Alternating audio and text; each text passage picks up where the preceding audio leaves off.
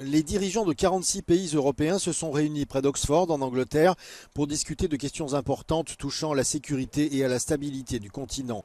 Le sommet de la communauté politique européenne a abordé les questions de l'immigration, de l'Ukraine, de la défense et de la démocratie. Pour le nouveau gouvernement britannique de Keir Starmer, c'était aussi l'occasion de rétablir des relations avec l'UE et de réaffirmer la défense sans condition de l'Ukraine par les Européens.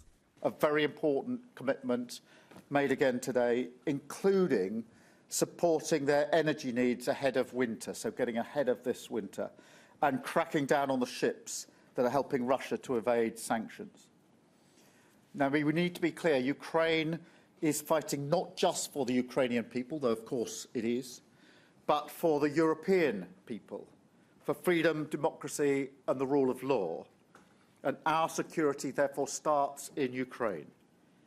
So we pledge to President Zelensky once again that we will stand with Ukraine for as long as it takes. L'éventualité d'une nouvelle présidence Trump se profile à l'horizon.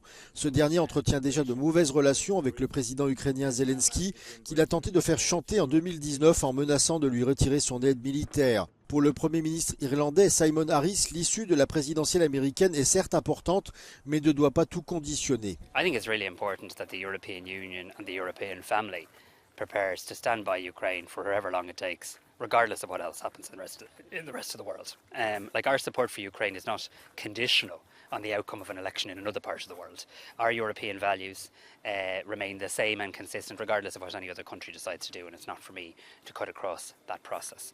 But I would hope in other parts of the world, including the United States, that support for Ukraine will remain, because I do recognise that on a cross-party basis in Congress, that support has been quite strong. The fact that the Republican National Convention is taking place at the same time as the European political community is helpful, because it gives European leaders a chance to discuss how to prepare for a more hostile United States should Donald Trump re-enter the White House.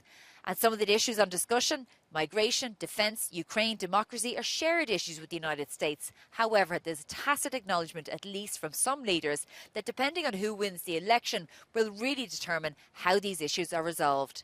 Shona Murray, Euronews, Blenheim Palace.